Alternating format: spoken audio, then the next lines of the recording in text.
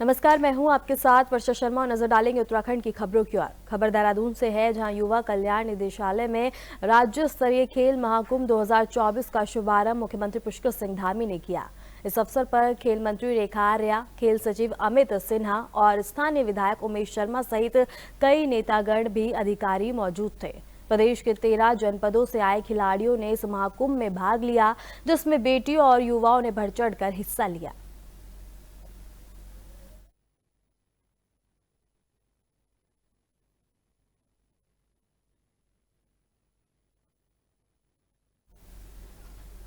खबर देहरादून से है, जहां सल्ट विधानसभा से भाजपा विधायक महेश जीना का एक ऑडियो वायरल हो रहा है, जिसमें वह एक व्यक्ति के साथ अभद्र भाषा का इस्तेमाल कर रहे हैं।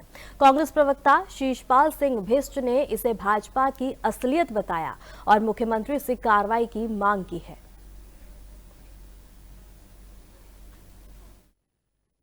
भाषा का प्रयोग नहीं करना और इस प्रकार जनप्रतिनिधि को इस प्रकार की भाषा का प्रयोग नहीं करना चाहिए।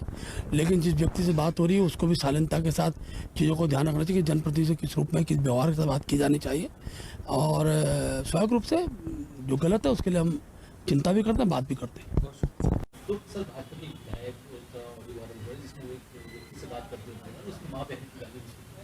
सल्ट के भाजपा विधायक जिस तरीके से ऑडियो में एक युवक को सरेआम धमकाते हुए नजर आ रहे हैं, उसके साथ अभद्र भाषा में गाली गलौज कर रहे हैं, ये किसी जनप्रतिनिधि के लिए कहां से शोभा दे सकता है? आप बताएं ना। भारतीय जनता पार्टी के नेताओं का व्यवहार इस प्रकार का हो गया है कि आप जो है कोई आपके पास अगर अपनी पीड़ा को रख रहा है तो उसको आप डरा रहे हैं, धमका रहे हैं, गाली गलौज उसके साथ कर रहे हैं।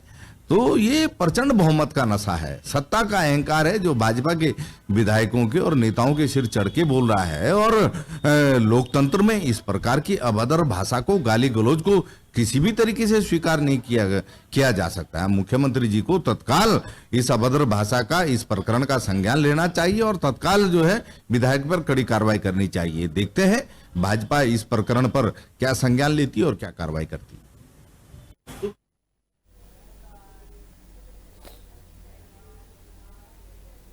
आउटसोर्सिंग कर्मचारियों को नियमित करने सहित अपनी 11 सूत्री मांगों को लेकर नगर निगम के सफाई कर्मचारियों ने देवभूमि उत्तराखंड सफाई कर्मचारी संघ के बैनर तले जोरदार प्रदर्शन किया। प्रदर्शनकारी कर्मचारियों ने चेतावनी दी कि यदि उनकी मांगें पूरी नहीं होती हैं तो वह उग्र आंदोलन और कार्य बहिष्कार करेंगे। कर्मचारियों का कहना है कि शहरी विकास सचिव ने स्थानीय निकायों में आउटसोर्स संविदा और दैनिक कर्मचारियों की संवेदनाएं समाप्त की हैं।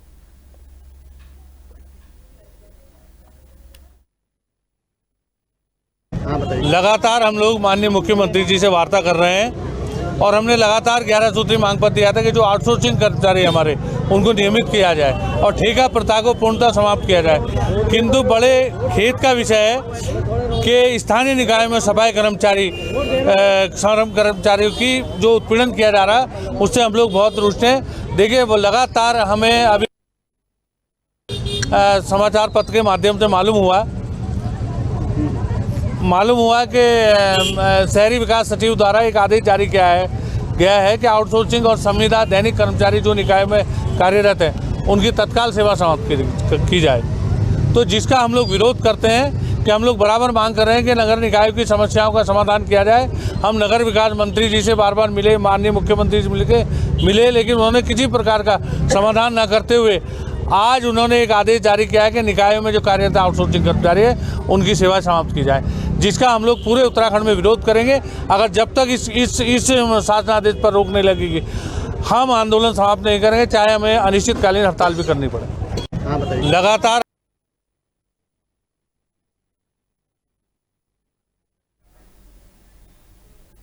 खबर चमोली से है, जहां जिले के पोखरी विकासखंड में 8 महीने बाद भी सड़क निर्माण कार्य शुरू नहीं हो पाया, जबकि सरकार ने फरवरी में शासनादेश जारी किया था और स्थानीय लोगों ने फरवरी में सड़क की मांग को लेकर बड़ा आंदोलन किया था, जिसके बाद मार्च में सरकार ने सड़क निर्माण के लिए आदेश दिया था, लेकिन अब तक काम शुरू नहीं हुआ है, जिससे क्षेत्रीय जनता में काफी ज्यादा आक्रोश देखने को मिल रहा है।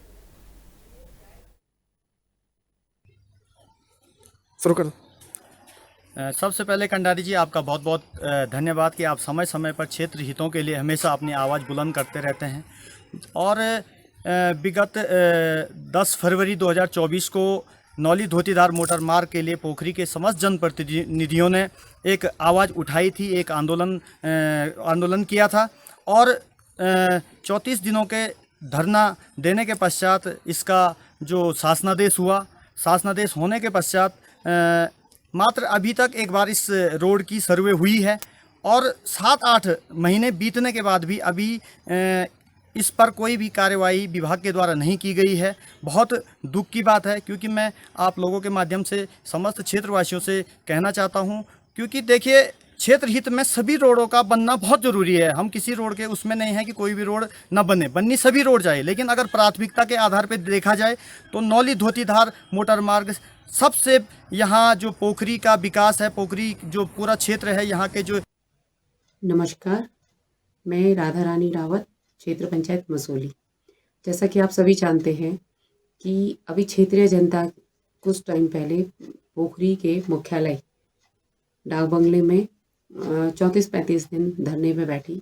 उनकी मांग थी नौली धोतीधार सड़क, जो कि पर्यटन की दृष्टि से बहुत महत्वपूर्ण है और जिससे लोगों को रोजगार भी मिलेगा। हम जिला के मुख्यालय से जुड़ेंगे तो सभी जनप्रतिनिधि और पोखरी की समस्त जनता ने इस धरने को समर्थन दिया था।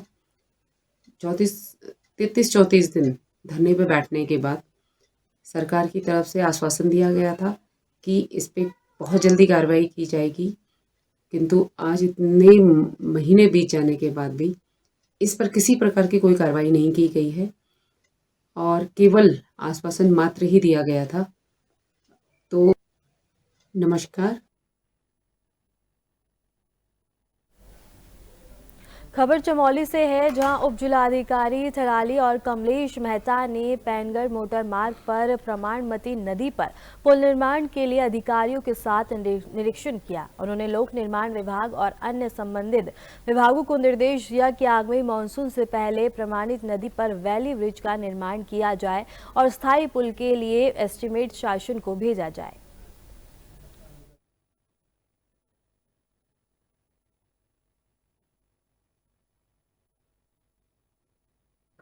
एनपीसीसी टीएमजेएसवाई के साथ थराली प्राणवती मोटर पुल पर निरीक्षण किया है। काफ़ी लंबे समय से लोग पुल की मांग करते हैं, आगे क्या कुछ कार्रवाई होने जा रही है? ये थराली पैनगढ़ मार्ग पर प्राणवती नदी पर ये पुल क्षतिग्रस्त है। इस साल की आपदा में क्षतिग्रस्त हुआ था और इस पर पीडब्ल्यूडी को ये जिम्मेदारी दी गई है कि यहाँ पर वो ब्रिज का निर्माण करें।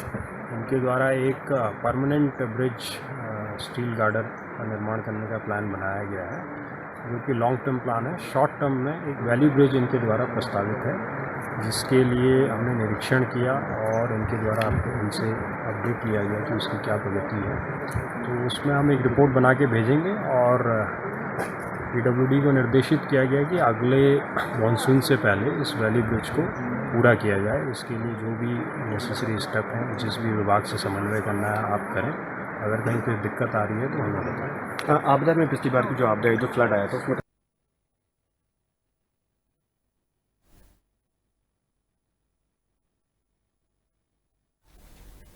खबर हरिद्वार से है, जहां सड़क सुरक्षा को लेकर हेलमेट वितरण अभियान चलाया जा रहा है। सिडकुल थाना क्षेत्र के राजा बिस्कुट चौक पर आयोजित कार्यक्रम में जिलाधिकारी और वरिष्ठ पुलिस अधीक्षक ने दोपहिया वाहन चालकों को हेलमेट वितरित किए। अधिकारियों ने सड़क सुरक्षा नियमों का पालन करने और जीवन की सुरक्षा के लिए हेलमेट पहनने का महत्व बताया। वाहन चालकों ने इस पहल की सराहना की और सड़क सुरक्षा का पालन करने की अपील भी की गई। रोड सेफ्टी के अंतर्गत लोगों को जागरूक करने के लिए कि लोग रोड पर सुरक्षा सहित चलें और नियम कानून का पालन करें, ताकि कम से कम एक्सीडेंट हो, लोगों को असुविधा ना हो। आज जागरूक करने के दृष्टिकोण से यहाँ पर ये वितरण कार्यक्रम रखा गया है, जिसमें लोगों को बैग्स वितरित किए जा रहे हैं, चाहे ई रिक्शा वाले हैं और लोग हैं, या जो 2 व्हीलर चला रहे हैं उनको हेलमेट दिए जा रहे हैं। इसके अलावा कॉपी पेन भी दिए जा रहे हैं, डायरी दी जा रही है उनको जो है। तो ये कुल उद्देश्य ये है कि लोग जागरूक हों और लोगों से ये भी अनुरोध किया जा रहा है कि वो बाकी लोगों को भी अपने माध्यम से जागरूक करें, सोशल मीडिया के माध्यम से, मीडिया के माध्यम से और 1-to-1 पर्सन के माध्यम से लोगों को जागरूक करें कि लोग नियमों का पालन करें ताकि किसी प्रकार की असुविधा में न फंसें।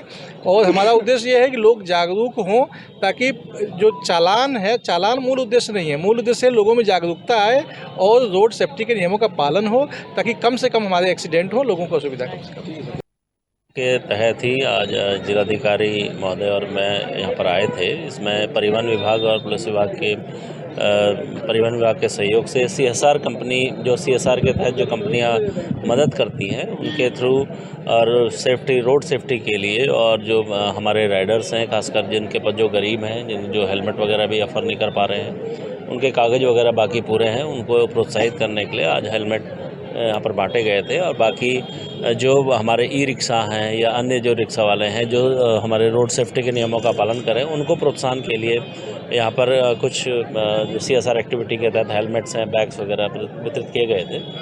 तो ये इससे एक प्रचार प्रसार भी होता है और ये एक अच्छी पहल है। जिलाधिकारी महोदय भी यहाँ मौके पर आए थे, हम सभी लोग मिलकर भी इसका आगे बढ़ाए के तहत ही आज जिलाधिकारी।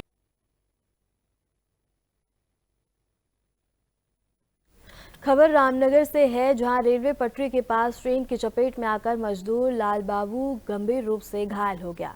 पुलिस ने उसे एम्बुलेंस की मदद से रामनगर सरकारी अस्पताल पहुंचाया, जहां प्राथमिक उपचार के बाद उसे हायर सेंटर रेफर किया गया। लाल बाबू बिहार का निवासी है। हिम्मतपुर ब्लॉक में अपने परिवार के साथ रहकर मजदूरी करता था। पिता राम उद्गार ने बताया कि वह सुबह बिना बताए घर से निकला था। फिलहाल पुलिस पूरे मामले की जाँच पड़ताल कर रही है। लाल बाबू क्या हुआ उसके साथ? उसके साथ ट्रेन में बैठा रहा, धक्का लग गया। ट्रेन में बैठ के जा रहा था ना? पटरी पर बैठा रहा। अच्छा, पटरी पे बैठा था। जी सर। क्या हुआ फिर उसके साथ? उसके बाद उसको साथ में एक आदमी रहा, वो छोड़ करके चलाया, मिल चलाया, वो अकेले पड़ा रहा। ऐसे बात हुआ। तो अस्पताल में लाया उसे? हाँ, तब हम यहाँ रामनगर से गए बाबूजी, तब अब उसको अस्पताल लाए उठा कर।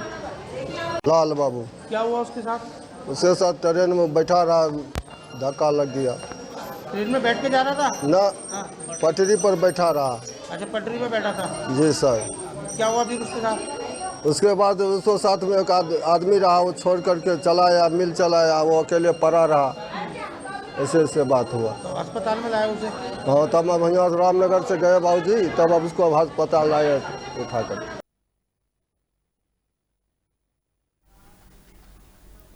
खबर रानीखेत से है, जहां सोमनाथ मैदान में 508 अग्निवीर भारतीय सेना का हिस्सा बने। 31 सप्ताह के कठिन प्रशिक्षण के बाद आयोजित पासिंग आउट परेड में कुमाऊं रेजिमेंट के कमांडर और ब्रिगेडियर संजय कुमार यादव ने परेड की सलामी ली और सेना के धर्मगुरुओं ने अग्निवीरों को देश सेवा की शपथ दिलाई। परेड के बाद अग्निवीर और उनके परिजनों में उत्साह और गर्व का माहौल देखने को मिला। आज कुमाऊं रेजिमेंट के इस ऐतिहासिक सोमनाथ ग्राउंड से 508 अग्निवीर कसम परेड उन्होंने लिया है। कुमाऊं रेजिमेंट के सीनियर मोस्ट जनरल साहब जनरल RC तिवारी और हम सब की तरफ से सभी अग्निवीरों को और उनके परिवारजनों को बहुत बहुत शुभकामनाएं। हम आशा करते हैं कि जैसे कि हमारे पूर्वजों ने इस रेजिमेंट का नाम और झंडा हमेशा ऊपर रखा है, ये सभी अग्निवीर भी जो है उस नाम नमक निशान को ध्यान रखते हुए रेजिमेंट का नाम और गौरव हमेशा ऊंचा रखें।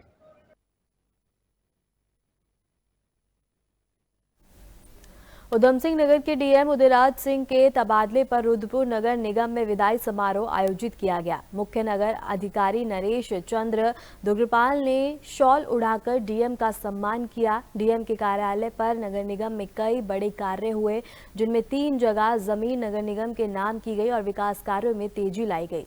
DM ने नगर निगम की आय बढ़ाने के लिए कई प्रस्ताव शासन को भी भेजे हैं।